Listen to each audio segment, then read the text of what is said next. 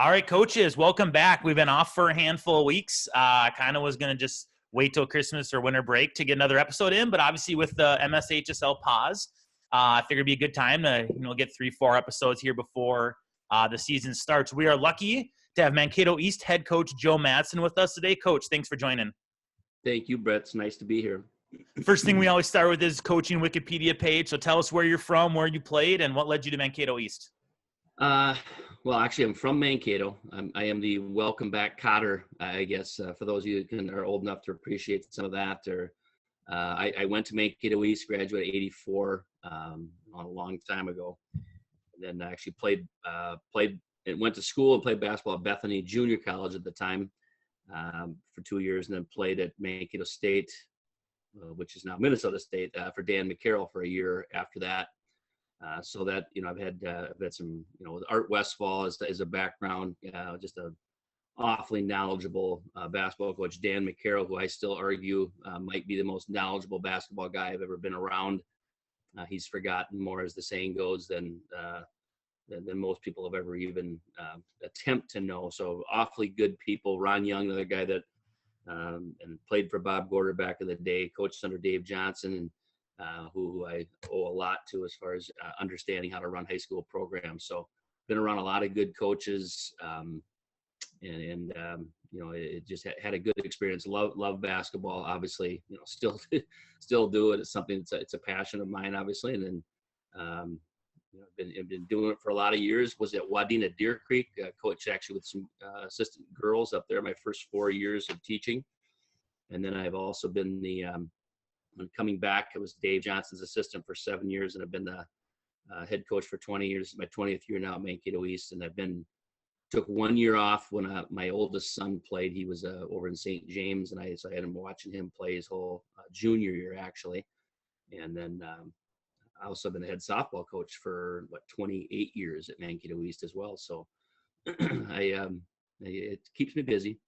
You mentioned from your college days into your days as an assistant, some of the experiences and the coaches you've been able to work with. What are some of the big takeaways that you learned from your time playing in college and also as an assistant coach? Yeah, from when I played, it was I'm trying to think of this, Brett, but I don't think anybody, even in my era, ran ball screen. It was pass screen away motion. Some flex stuff toward the end of my college years. We ran that at Mankato State or Minnesota State Mankato. But it was just, some good stuff. I mean, some great ball movement, some things that, as much as we run ball screen, and I'm convinced that's, we run a ton of it. Everybody runs it. It's so hard to defend. It probably isn't as pretty basketball as it used to be when you kind of get a lot of the passing moving. Certainly, the game is much more physical. There's just better athletes than when I played. We just didn't have the athletes that you have now. Kids are getting better so much quicker than they did back in that time. And a lot of that's just playing so much. By the time these kids are in ninth grade, they've already played on how many AAU teams, they've played how many different games. I mean, just loads of them compared to kids that were in ninth grade, back when I was playing. So I think that's, to me, one of the biggest things is, and it's a downfall in some extent too, Brett, is that these kids, you try to get them jacked up. You're playing 26 games. And some of these kids who are seniors have played. You want to count the number of games they've played, including AAU, including your high school team playing in the summer, fall leagues. They almost could yawn a little bit because they played so many games. It just doesn't have that. The old days when you played 20 games and you weren't playing in the off season, it was almost like football, where you could gear up for that one game, and it was a bigger deal. So that's one thing that's been tougher. But the kids, respond. They love to play, obviously, and it really helps. We talked with John Oxen from Lakeville North a while back, and he did the same thing. He took some time off to watch his daughter finish up her high school career. Did you plan on getting back into it when you took that year off, or did the opportunity just arise and you jump back at it?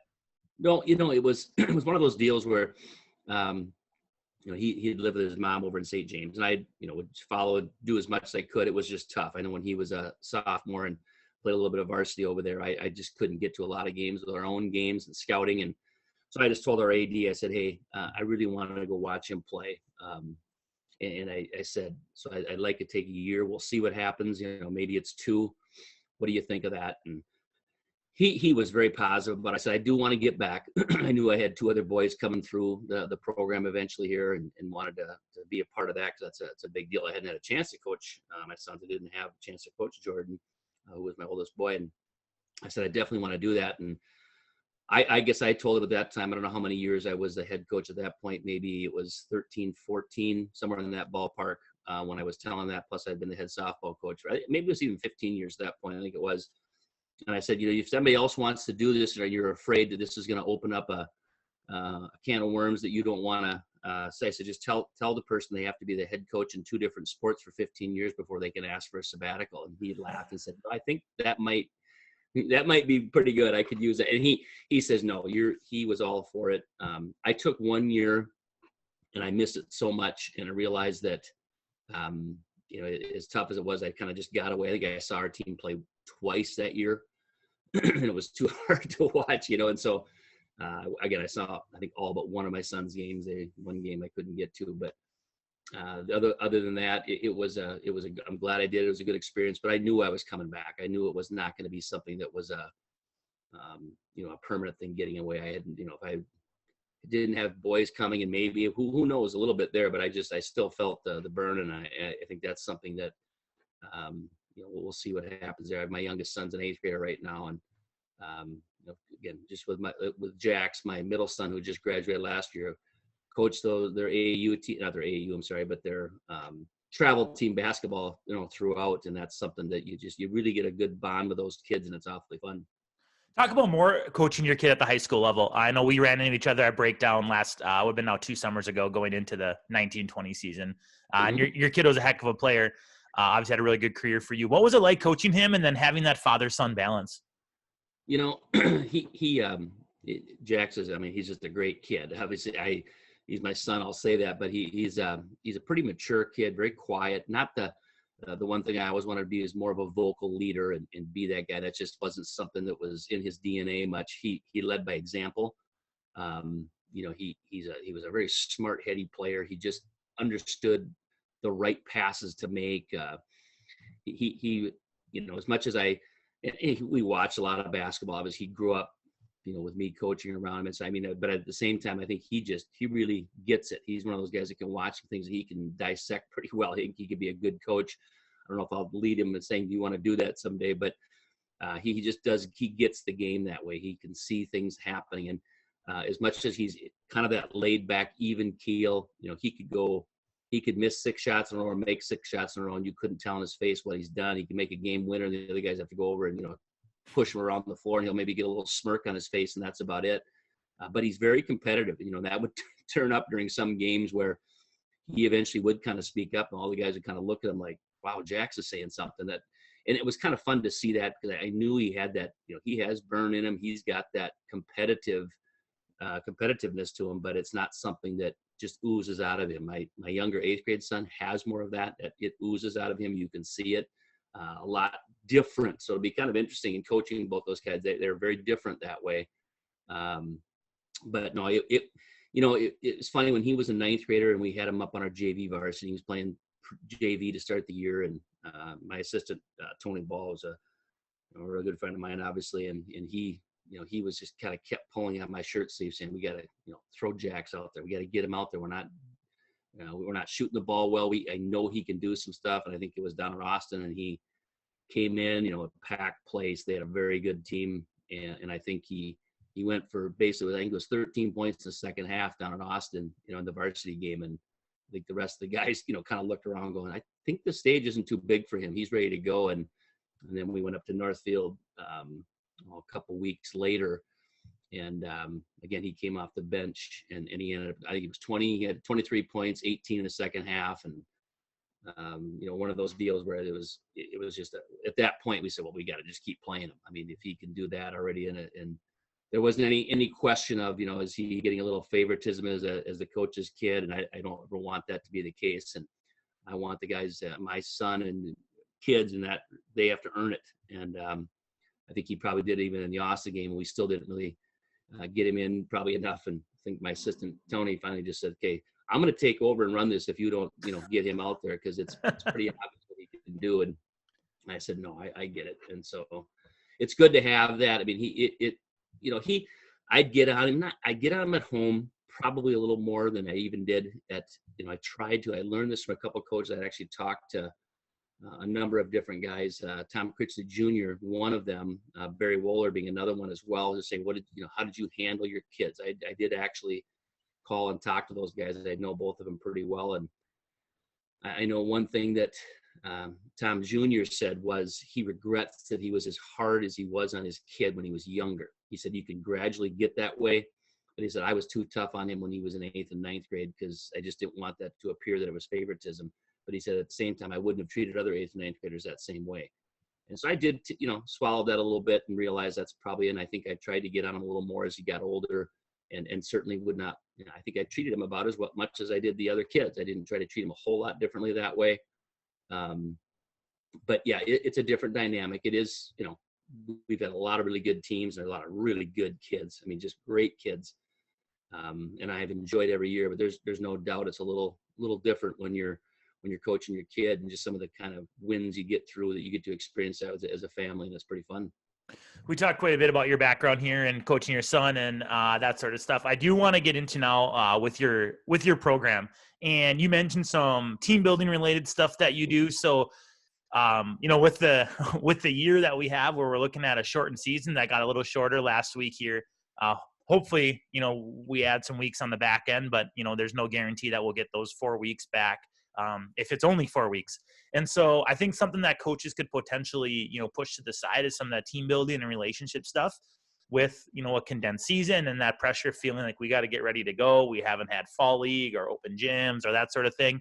So what are some team building activities that you guys have in your program?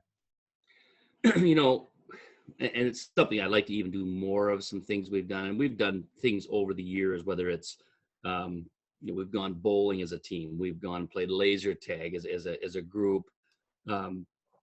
We've played wiffle ball and had teams picked and do some things like that instead of having practice and things once in a while. I think every coach does things like that when they can tell it's been kind of a drag and what's going through.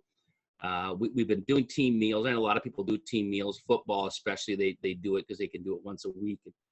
It's a lot tougher with basketball when you're playing twice a week quite often. And but we did get a gentleman in our community who stepped up and was able to help pay for Hy-Vee to bring meals in for us for a number of dates. And we would take their cell phones away from them during the meals, have them just engage. And I think that's a really good thing. And we've been doing that now I think it's been about 5 years.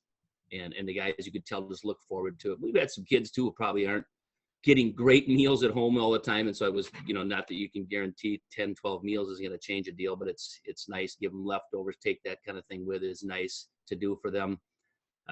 So I really enjoyed that. That's something I want to continue to do, even in this shorter year, something that I know the kids look forward to. Another thing that we've been very fortunate to have in our community is we've done some mental training.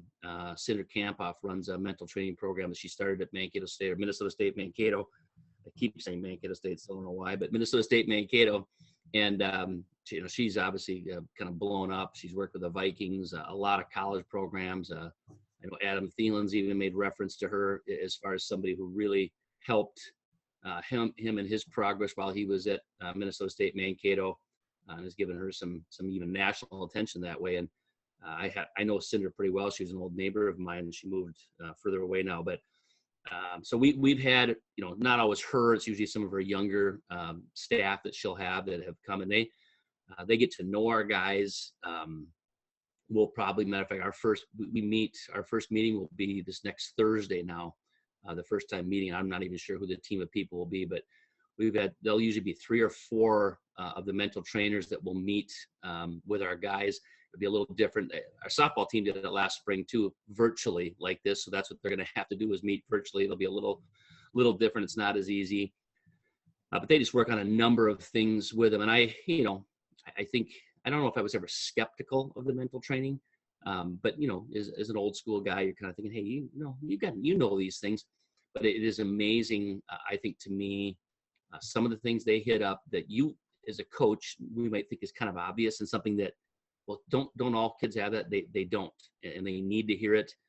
I've become a firm believer that mental training is about as important as of a facet of the game as you can get. You have to have mentally tough kids, and you sort of assume that all of them are mentally tough, and quite a few of them probably aren't. That's the thing that you start to learn, Brett.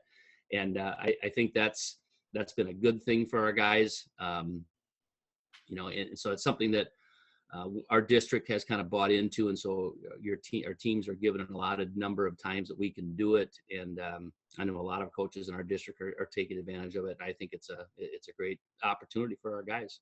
How have you seen the mental training, like you mentioned? How have you seen that impact performance in your players, if it's maybe in preparation or on the court or in practice? Yeah, I don't know if you can pinpoint exact things. I think you see a couple things. They talk about, I know a topic they hit up on a lot. Now, I've stayed for some of the meetings. Sometimes I just let there's some younger coaches or younger trainers that come in. I let them just go, and I kind of get myself out of it because I know they might answer differently or be a little different when the big whistle's in the room. So I get out of there once in a while, and quite a bit actually, just to kind of let them have at it. But I know they talk a lot about being good teammates and how you can do that. And I think you can just sort of see that. I mean, guys, you want the competitiveness. You want guys to get a little ornery and angry at each other once in a while, and to be, you've got, as a basketball player, you can't be selfish unless it comes to like offensive rebounding or defensive rebounding. You want selfish kids when it comes to that. That's something that's huge. And you want the kids to compete, but not to the point where they're, looking at it as this guy's my enemy because I'm trying to get playing time from him, or I want more shots compared to him.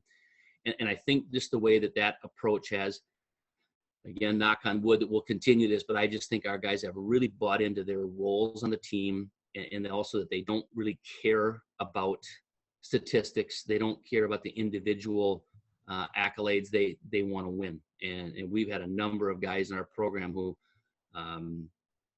had been willing to probably not take some of the shots or even worry about some of that because they realize they've got some good teammates around them that if I, move the ball a little more with a better opportunity, we're going to be better as a team. I maybe won't have the stats, but we'll be a lot better as a team. And a kid that comes to mind for me is Damani Hayes, who's now playing, actually he's at USD. He'd been out at South Dakota School of Mines, but he averaged, 18, 19 as a junior, and he dropped down about 14, 15 as a senior.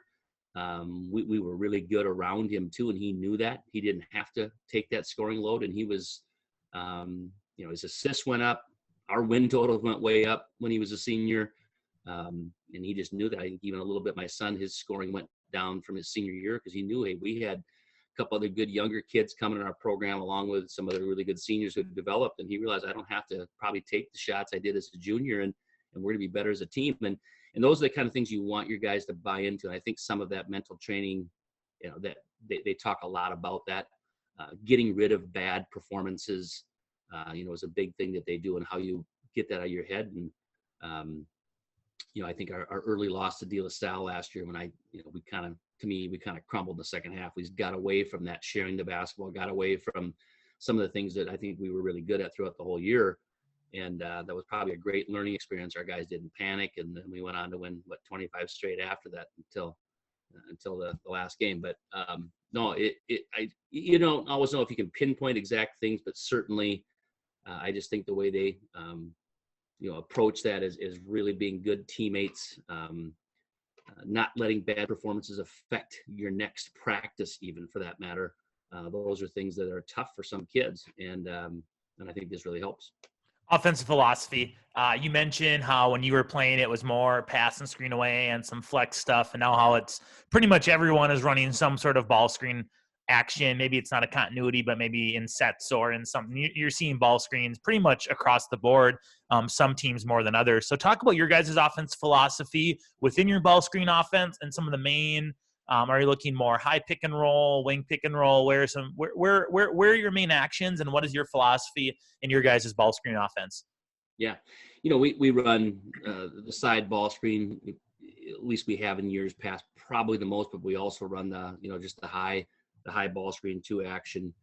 We've done both. We've done a lot in the past of just that weak side ball screen action, that the continuity one that, a number of teams, I think Dave Cressup is the guy I first saw do it up at Perham. This would have been, I don't know how many years ago. And I just love the action. I actually sat down after I think we were together at the Sweet 16. It was up in St. Cloud when we had played. He said we were about the only team that ever beat him when they were doing this. And I said, it was hard because you guys were really good at this. And so I picked his brain a little bit, and then I started seeing a lot of other people running it. It became a big deal. And we dabbled in it a little early, got into it quite a bit for a number of years, and still use that action. And so many people run it. It's, you see it collegiately. I know Gonzaga had run forms of it a ton. And so you see a lot of colleges that run it, professional teams even that do, and I don't know what the name is for it. We give different names to it as we come in, but it's very popular.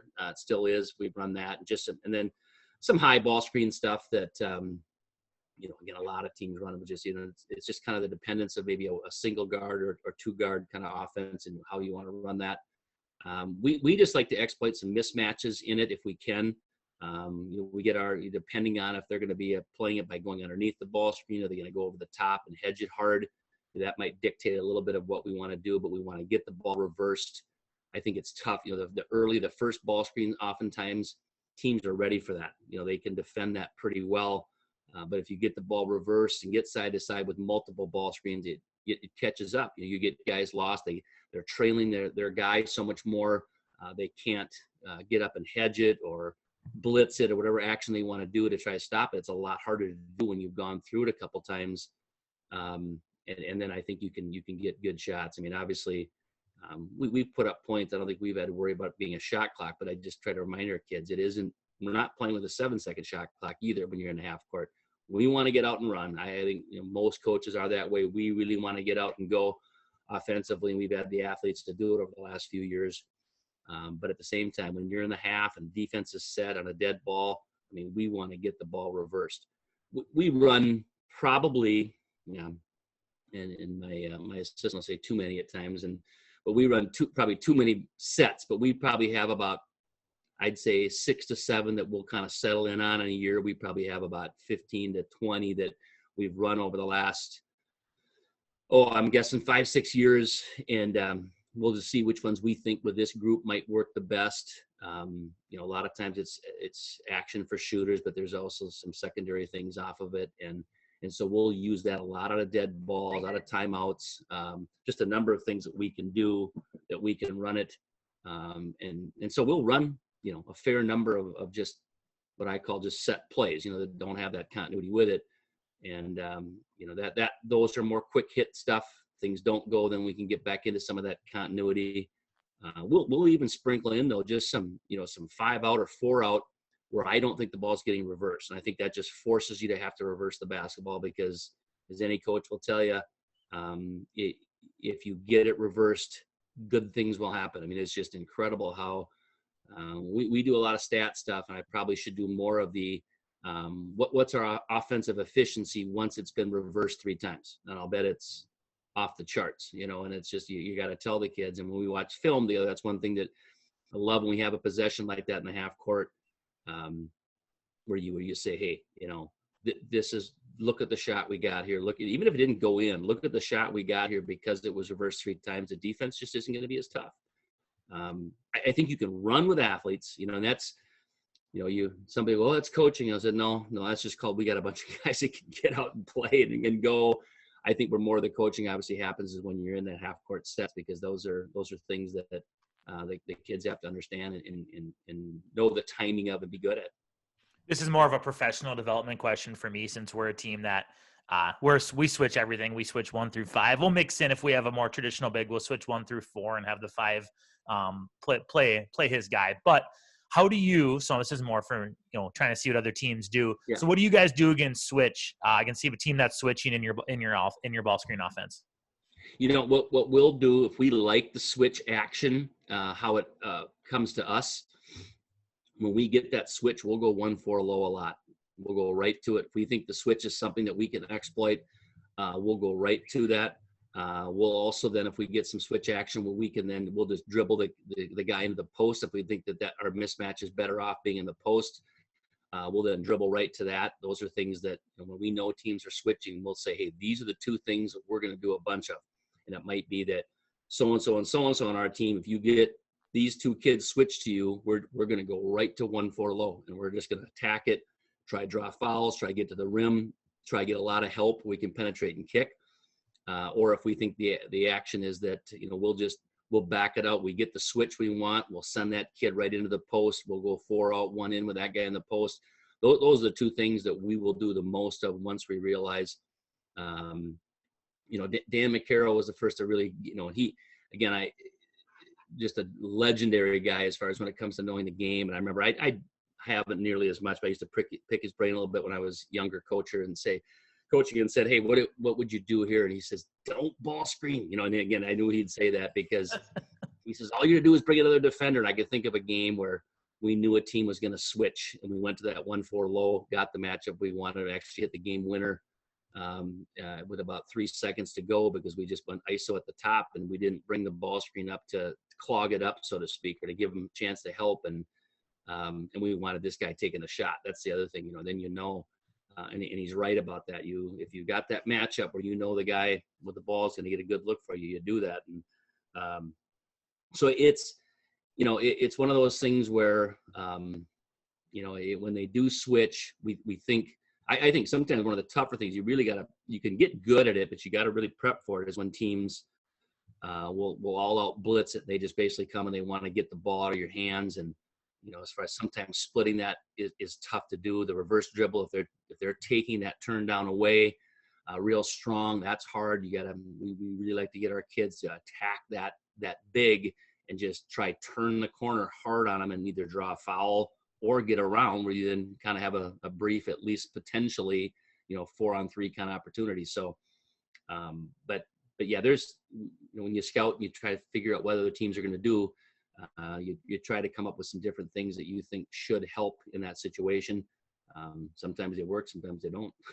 I think the conventional wisdom that you bring up with not bringing a second defender to the ball does make sense, in the sense, like you mentioned, when the team is blitzing. I mean, we're a ball screen heavy team, and we've been running ball screen. We've had some good teams who won our section the last couple of years, but when we weren't as good a year or two before that. And so we've still been a ball screen team even when we weren't as good, but sometimes we were like, we just can't. Like you mentioned, we'll turn it over if we do ball screen against this team. And that's where, like you said, you got to go to some more of that, pass and cut, pass and screen away type motion action, just because you're just asking to turn the ball over. If you're bringing, if they have a 6'6" big who's athletic, who can hard hedge and recover. I know in our section, Chisago Lakes, with Coach Gargaro, who is a good coach who was there for a long time, we just couldn't. Their bigs were too athletic when they hard hedged and were too long, and we just couldn't do it. So there is some accuracy, I think, in conventional wisdom, but I do think if you got the guard and you can get a big away from the hoop, that opens so many more.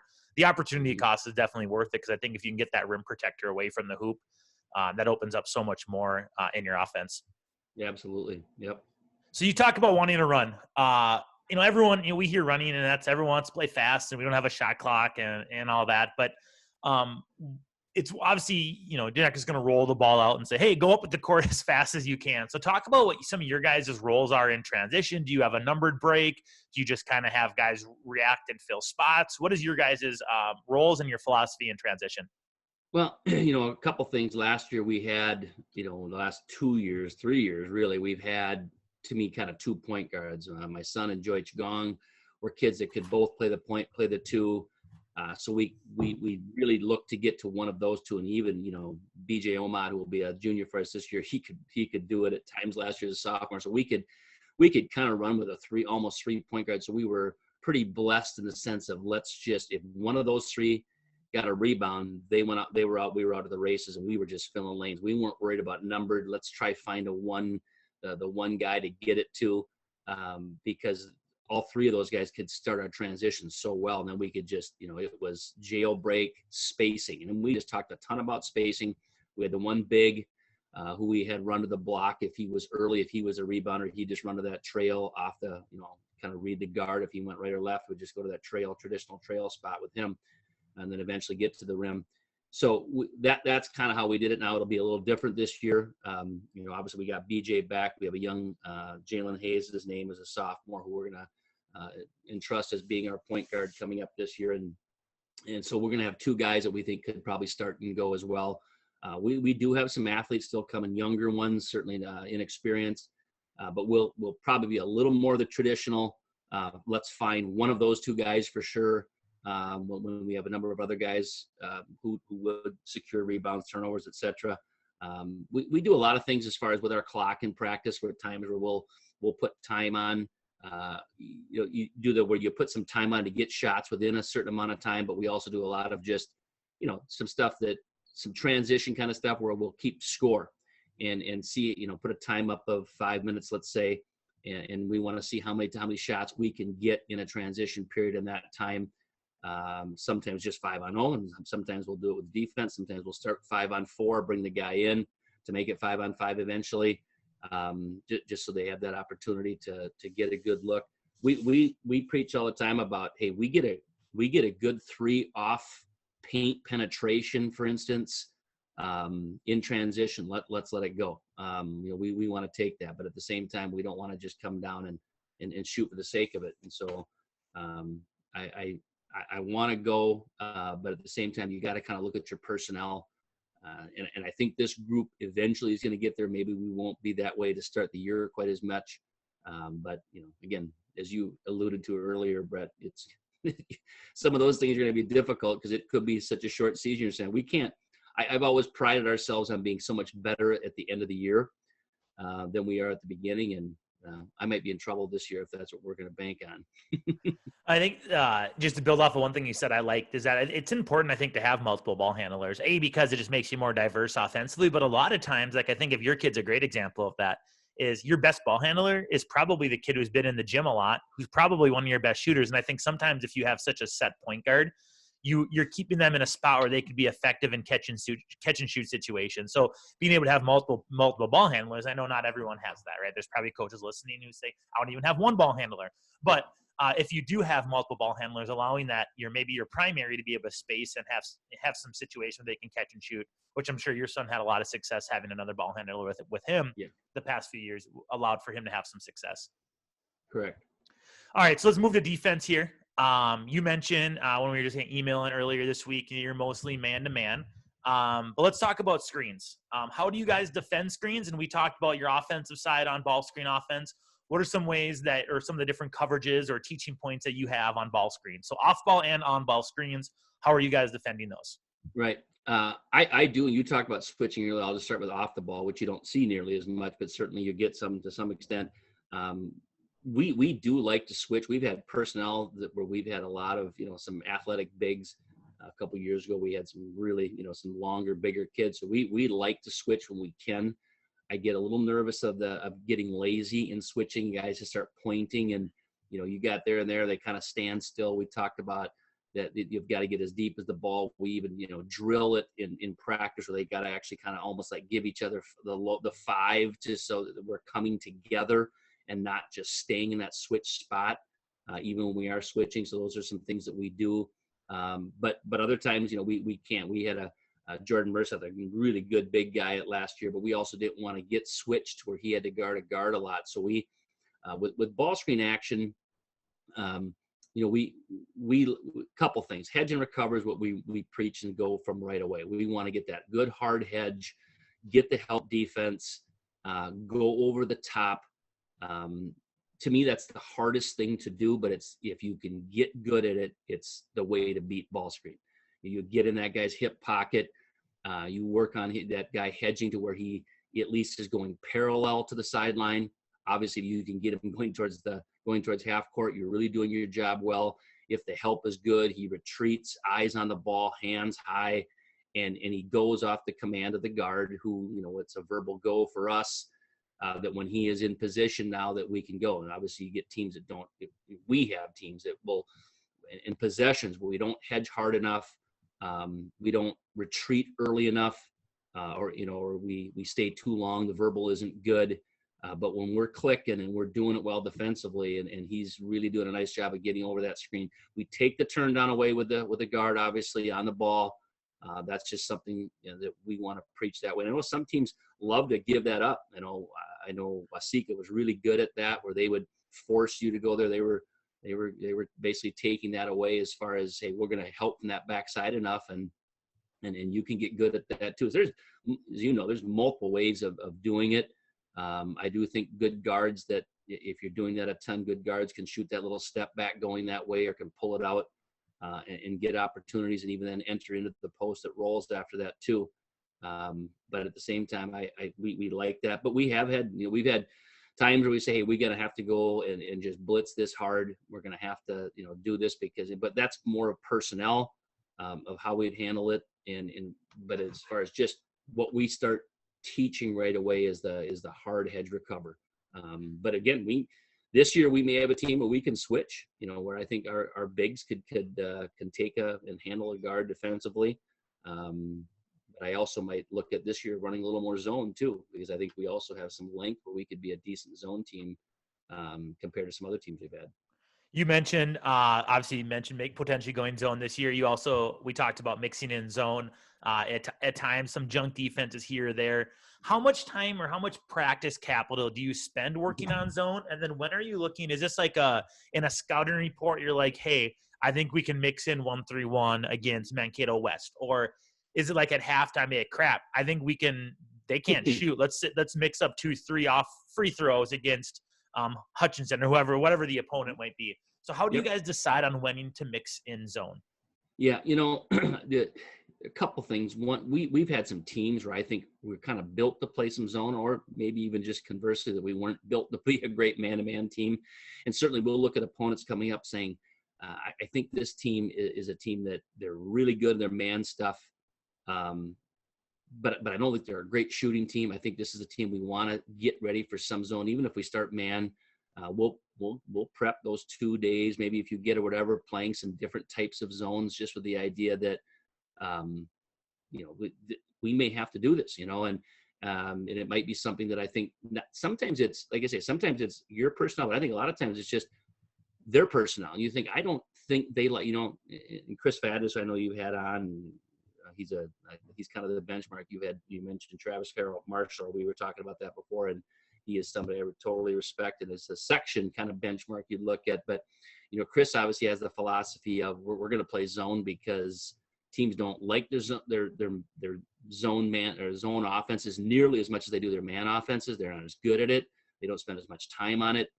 And he's exactly right with that. And you also your scout prep of what what to do when they run this set or this set.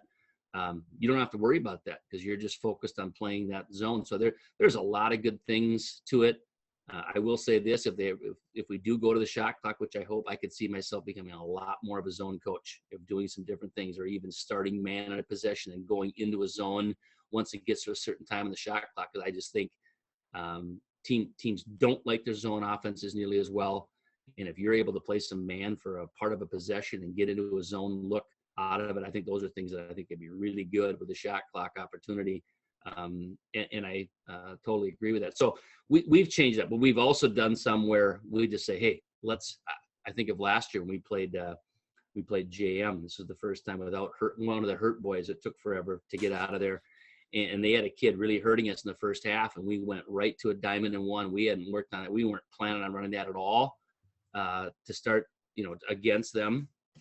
And I think it was about a 4-point game at halftime. And I think we went on I think it was a 22-2 run to start the second half running this, and they just had no answer for it. And the game was over. We were up 4, and all of a sudden we're up 26 or 20, whatever it was. And, we had athletes, we had guys that understood what to do. When we played JM with Matthew Hurt the last 2 years, we prepped for a lot of diamond and one, even some triangle and two with 2 guys on him. We had a lot of success with those teams. We went 3-1 against him in the last 2 years, and we just went after him. We just realized how good a player he was. To me, he was our option 1, 2, and 3, and we just said we're going to take him away, and so we ran some triangle and 2 with 2 guys guarding him basically, and just said go ahead. Other guys are going to beat us. They're going to beat us, but it's not going to be, Matthew Hurt. And we had success doing that. You've kind of mentioned this throughout here, our conversation today, but I don't think a lot of people, and maybe I'm wrong, maybe because I'm on the other side of the metro from you, I don't think people realize how good your league is and how deep your conference is night in and night out, but also like the travel that is in your league. With the Rochester schools and the Mankato schools and everyone down in the Big Nine. Really good basketball, but also a lot of travel. So how does that, are you able to get out and scout? Do you rely a lot on film? And then how do you, you talk about a Matthew Hurt. Well, that's obviously, right? Everyone knows about him on a JM team who's, I mean, everyone knows they got a plan for him, but then you talk about Austin and their, matchup zone, and you have to, or their zone and their press, and you have to prepare for that. But on a night to night basis, how much do you put into other team or your opponent's preparation versus just getting your guys ready to run your stuff well?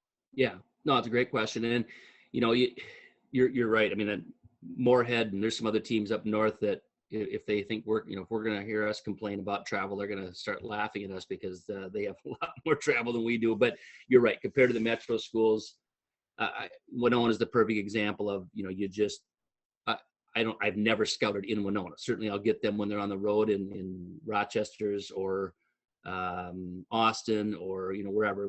Pretty decent trips for that. That's the one I have not made as a straight scout out. I just, that's just too far. That's, when you're talking 2.5 plus, that's just, I'm not going to scout that.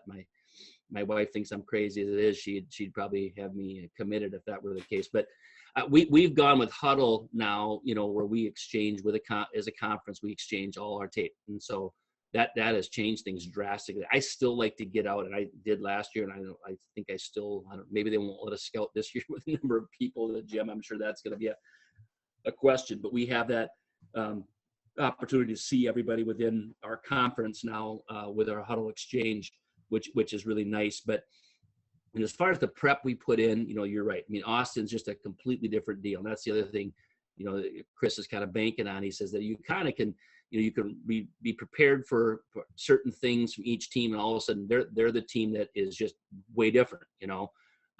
When you talked about obviously JM with the Matthew Hurt getting ready, even Mayo last 3 years with the Madson twins, you had two kids of Division I caliber talent that you had to prep a little differently for than you do some other teams.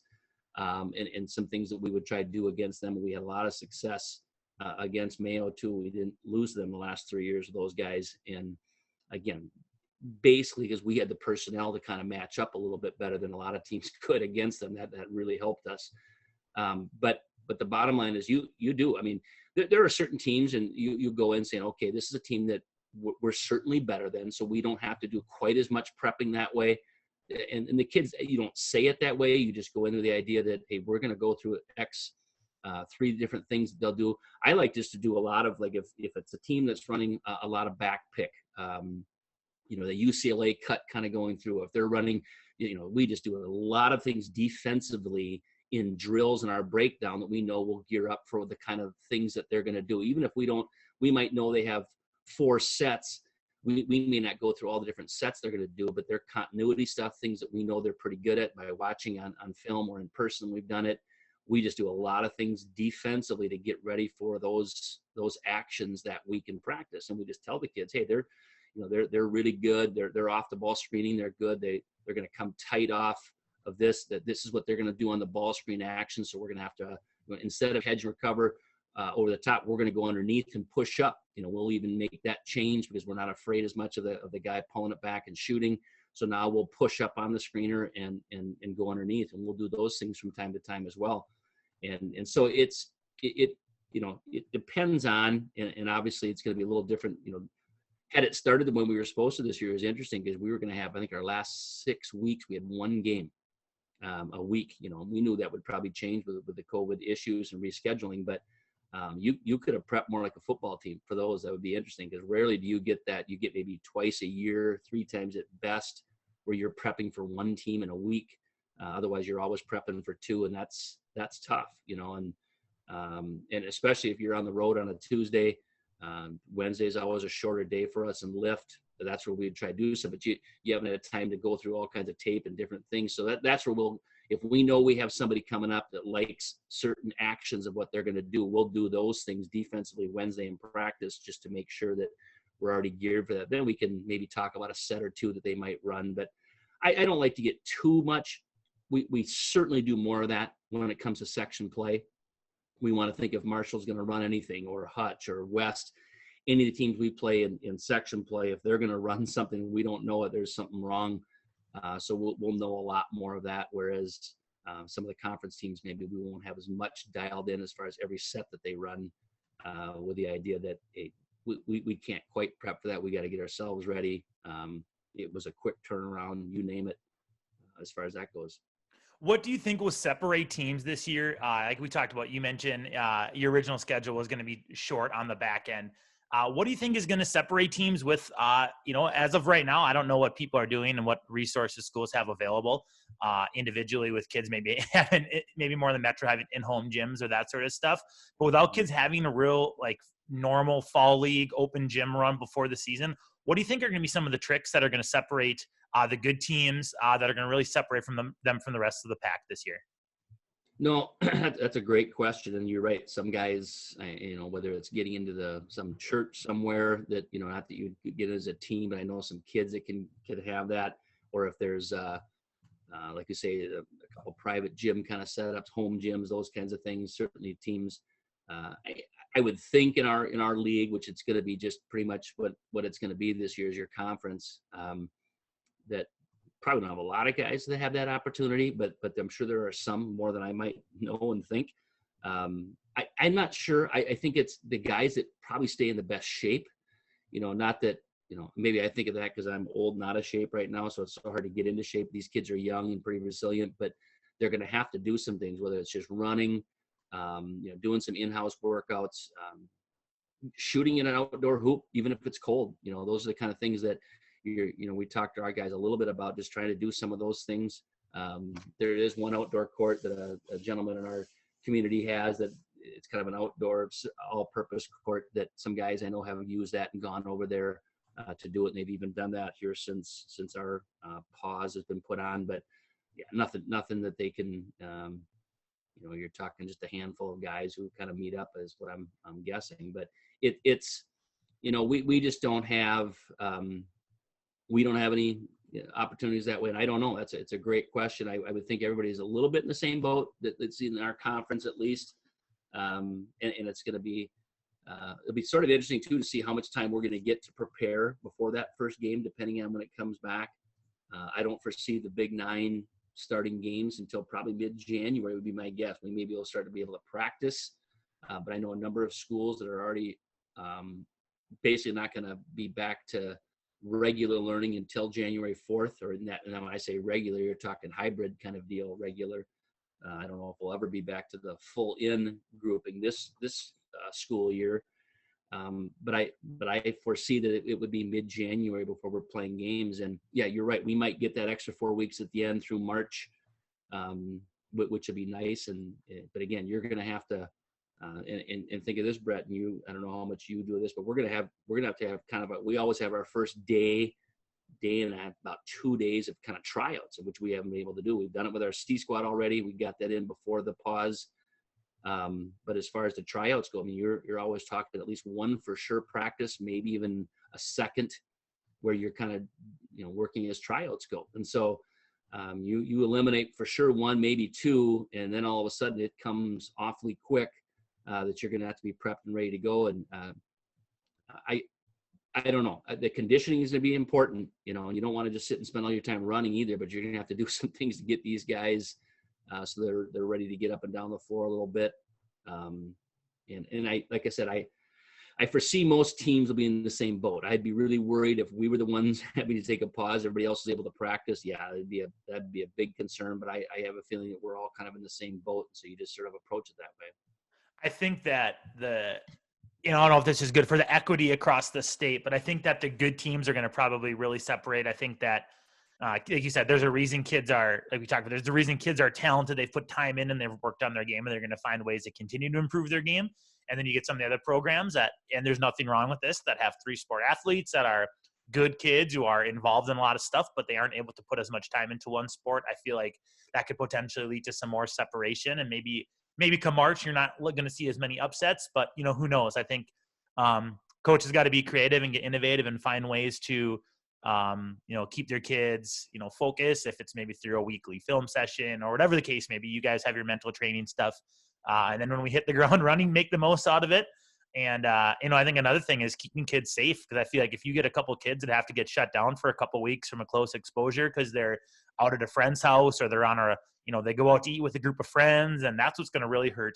I think it's going to really hurt programs when those kids are, maybe taking part in normal high school law-abiding activities, but potentially, given the pandemic, are in spots where they're going to potentially get themselves shut down for 2 weeks. So I think that could be the secret sauce as well for coaches to have teams have success this year. But who knows? I'm hoping we can have a season and we'll be able to competing here and in making each of us trying to make runs in our respective sections here come the end of the season. No, I totally agree with you that's going to be that will be a factor. And I hope kids realize too, I mean, there are some kids that could probably be careless and you don't want that. And then that's how some people get it. But I know there's some people that have also contracted COVID who've been very careful. They've kind of followed the protocol. They've been safe and they still get it. And so, I don't want, those kids to think, hey, as soon as you get COVID, that was because you were careless. That was because you were reckless in how you handled yourself. That is, it could be. I mean, there's no doubt that's how a lot of them do happen. But I know there are some where a kid can, adult or kid can get it. Yep. They've been very careful about it. And so, but you're right. That's going to be look at the college basketball and college football now. It's incredible, watching these teams. It's just the day-to-day of what's going to happen. And I don't look forward to that, Brett, where that's the one thing, that's going to be a tough one of, how you handle that. And I hope our numbers start to go in the right way and that it isn't so bad. We have to keep being safe, like you said, to not have that issue, but it's going to be there even when we come back, is my guess. You're right. I mean, and what we told our guys too is that you got to be honest with your symptoms. If you don't feel well, don't come to practice. I mean, that's it. Because like you said, you can go to Hy-Vee, or you can go to Colburn's, you can go to Cub Foods or Rainbow, whatever your grocery stores of choice. And just from going through the normal shopping routines and checking out, you can pick it up just as much as you can from a social gathering. But you're right. I mean, I think it's just having kids be honest and, realizing that it's going to happen, that kids are going to get sick. And, hopefully we're at a spot and maybe there's a vaccine here down in the short term, and that can hopefully help keep more people safe and, get teams back on the court and kids back in the classrooms. But Joe, I appreciate your time. We're after 9:00 here on Sunday. So I want to be respectful of your weekend and your time. So I appreciate you coming on. Any final thoughts or anything you think the coaching world needs to hear? Well, I just think it's neat that you're doing this, Brett. I've listened to several of them, and it's just good. It's good to hear what some other guys are saying. Not that I certainly am not going to bring out anything that's brand new to people, but it's just it's a great group of guys. The coaching fraternity. I missed so much just the clinic this year. It was great how they did the virtual one. There was a lot. I mean, maybe the best as far as some of the X and O drill stuff. This one might have been the best, but you still miss that camaraderie, talking to other coaches. You know that as well, how fun that is. And it's good to get together. I haven't missed one of those in a number of years to have that. But at the same time, they did an outstanding job. Critch Senior and all the guys, Ronnie Larson, all those guys that kind of helped put that together. Did such a super job of giving us some information, a nice piece to go through. For a full year, we've got access to that from the clinic, and that was outstanding. Like I said, maybe the best as far as that goes, any clinic I've ever been to, because you have that for a full year that you can look at. But I missed the camaraderie part. Talking to other coaches. And just seeing people, and even if it's a short visit, those are fun things to do. And no, it's a weird time. I would have never guessed when we were shut down in the end of or middle of March. I would have never guessed that we'd be dealing with this again at this stage. I would have thought this would have all run its course. We'd be back to normal by now. And it's unfortunate. But at the same time, as I try to tell kids, if this is the worst thing that's going to happen to you in your life, you're in pretty good shape, because there's a lot worse things that can happen, and I hope this is the worst thing that a lot of our kids go through. That would be pretty nice. Absolutely. Coach, thank you. Good luck this season. We'll talk to you soon. Thanks, Brett.